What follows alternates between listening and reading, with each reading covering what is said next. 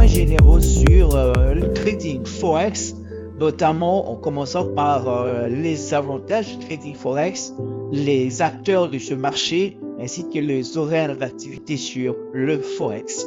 Alors, concernant les avantages du trading Forex, on a bien évidemment zéro commission. Ouais, c'est un marché où il n'y a aucune commission, à part bien évidemment le spread que l'on paye sur chacune des transactions que nous effectuons. C'est un trading à la hausse ou à la baisse. Autrement dit, que les prix soient haussiers ou baissiers, nous on fait du profit. Okay? Il suffit juste de bien savoir se positionner. Donc quand on est haussier, lorsqu'on est haussier, on cherche à acheter, et lorsqu'on est baissier, on vend. Voilà.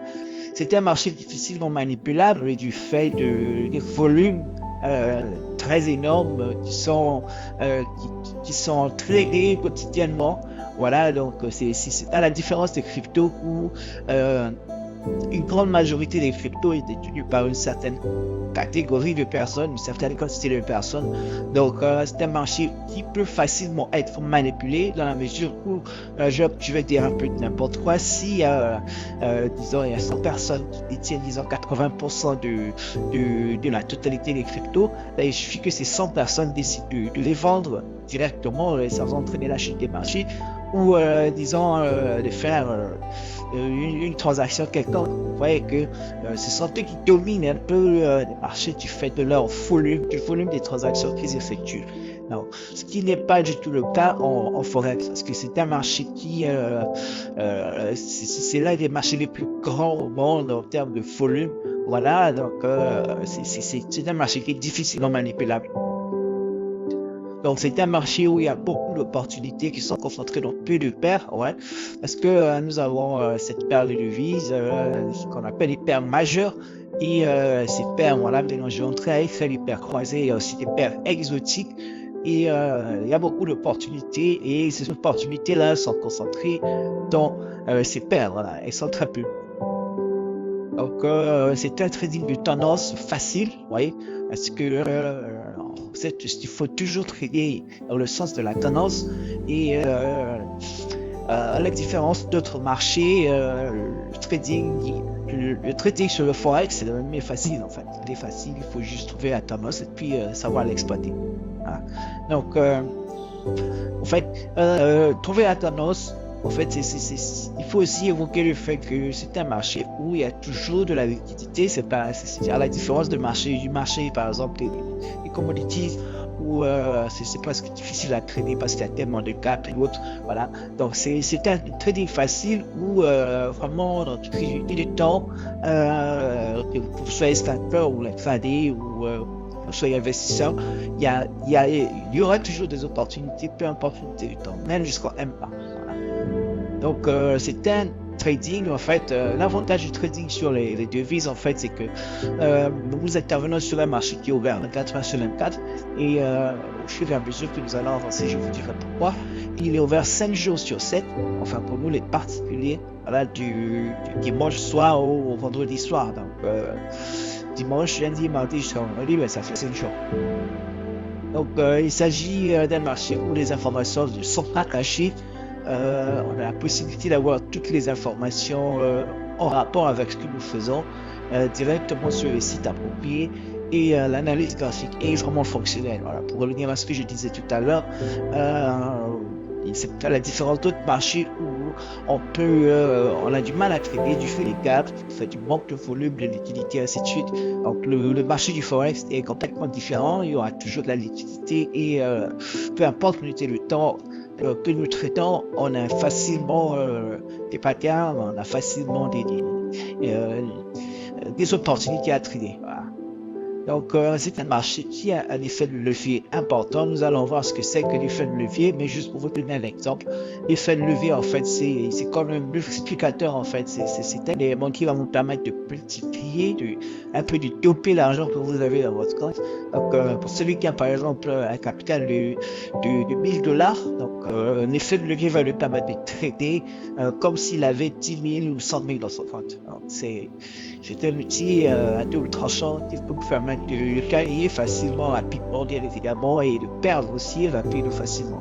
Donc c'est un outil très important que nous allons bien évidemment développer au fur et à mesure de cette formation. Donc, voici un peu les avantages. Voilà. Donc, le terme Forex, c'est simplement la contraction du terme du mot anglais Foreign Exchange. Donc, c'est simplement pour dire le marché des devises, le marché d'échange.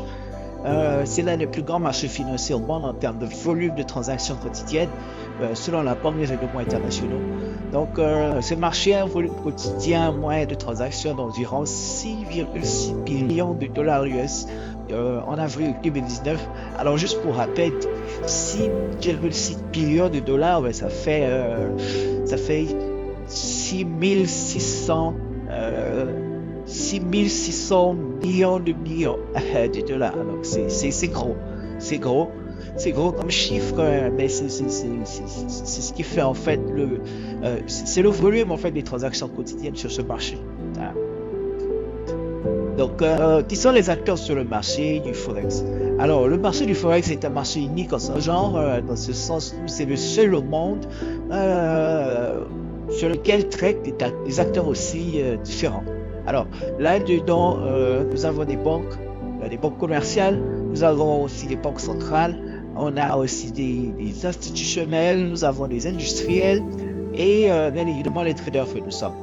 Donc, les banques commerciales et les banques centrales communiquent entre elles à partir du marché interbancaire et les industriels et les institutionnels ont aussi la possibilité de communiquer à partir du marché interbancaire et voilà. Donc là-dedans, il y a aussi des intermédiaires qu'on va appeler des brokers ou les courtiers. Voilà, on les appelle aussi, pour d'autres, ils sont market makers. Donc ces intermédiaires-là, en fait, eux, ils sont au milieu. Donc ils ont la possibilité, disons, d'intervenir pour le compte des industriels, des institutionnels ou encore depuis le marché interbancaire. Donc, nous, par contre, en tant que trader, pour accéder au marché, il faut forcément passer par un intermédiaire. Donc, ces intermédiaires, pour nous, ce sont des brokers, des courtiers, des market makers, appelez-les comme vous voulez. Donc, le marché du Forex est unique en son genre, en ce sens où, voilà, c'est le seul au monde où il y a plusieurs acteurs aussi différents qui voilà, exercent sur le même marché. Donc les industriels, en fait, comme vous pouvez voir ce diagramme là, voilà, mais c'est de représenter en fait en termes en termes de proportion, voilà, quelle proportion représente par exemple les industriels sur ce marché. Alors si je prends le stylet par exemple, ici on a les industriels, voilà, ce sont eux. On a aussi les institutionnels, voilà, ils sont là. Et on a les banques centrales. Et hop, voici les banques centrales. Voilà ce qu'elles représentent sur ce marché. Et on a les banques de détail. Ici, ce sont les banques commerciales. Donc voici ce que les banques commerciales représentent, la part du volume que génèrent les banques commerciales dans le marché du Forex. Et nous, les traders, voilà, les traders indépendants, les traders institutionnels et autres, voilà, on génère pas grand-chose sur ce marché. Et voilà, en termes du volume, qu'est-ce que nous représentons sur ce marché? Donc, on ne représente pas grand-chose. Et ici, on voit clairement que ce sont bien évidemment les banques commerciales ou les banques fintech qui vraiment fournissent plein de volume sur ce marché. Donc, si nous passons au slide suivant, on peut voir que ce sont les banques commerciales qui sont les principaux et historiques acteurs de ce marché.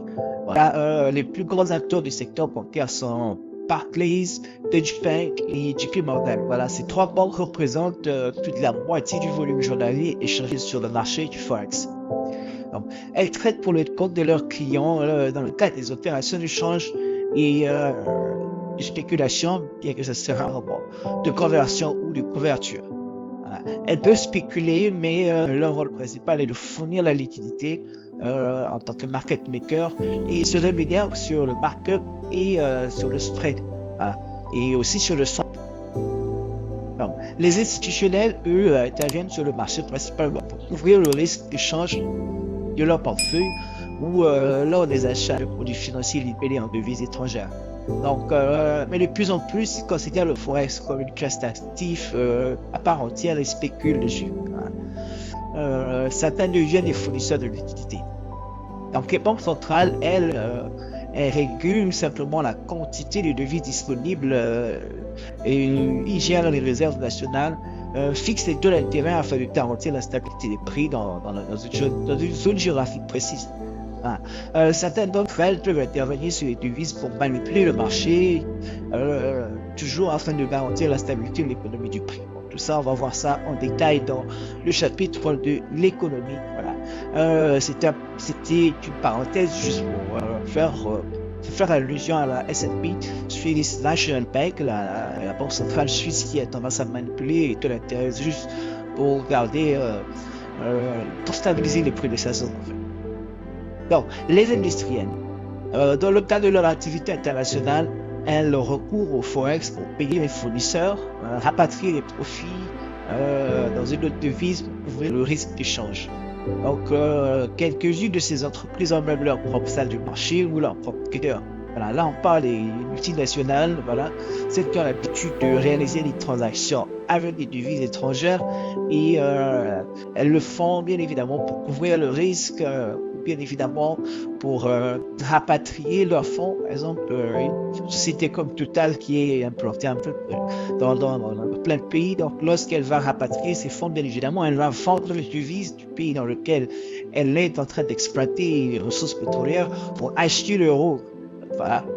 Acheter l'euro, pourquoi? Parce que c'est de l'euro qui est, disons, les profits sont envoyés depuis, comment je veux dire, depuis leur société mère qui est en France. Donc, en investissant, voilà, en rapatriant des fonds, en fait, elles vont simplement la devise dans laquelle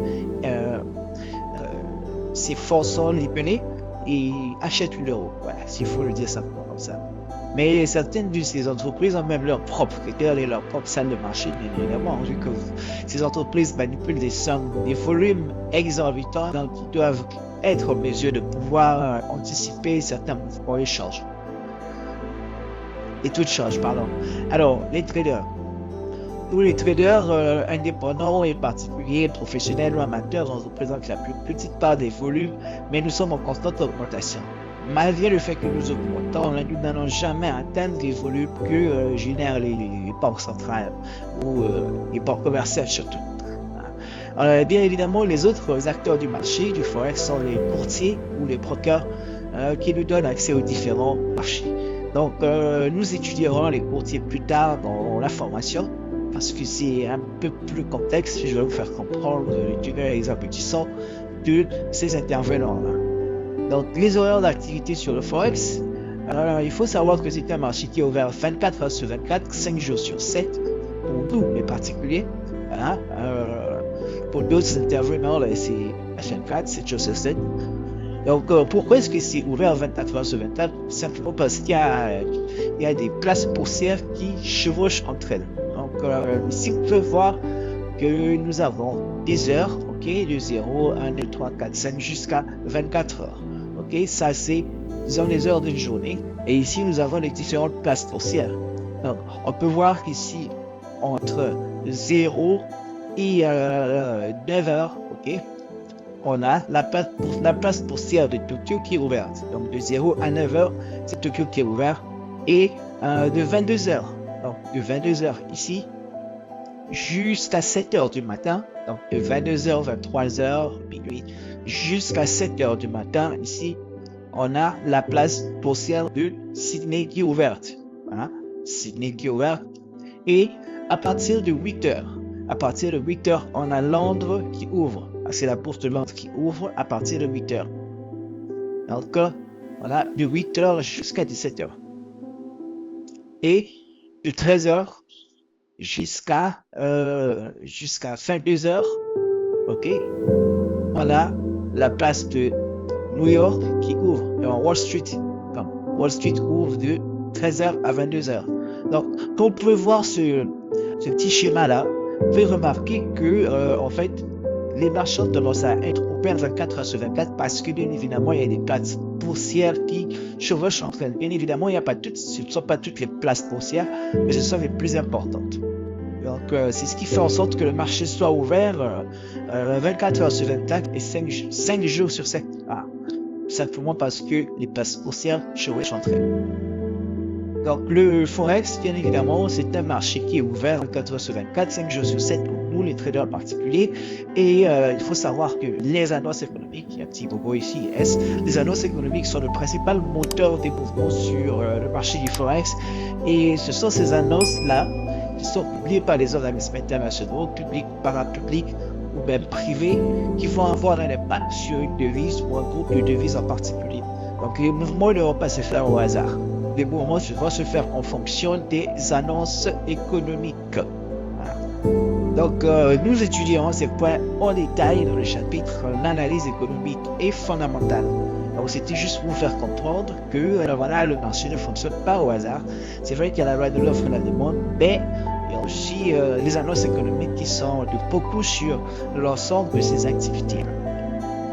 Donc, c'était tout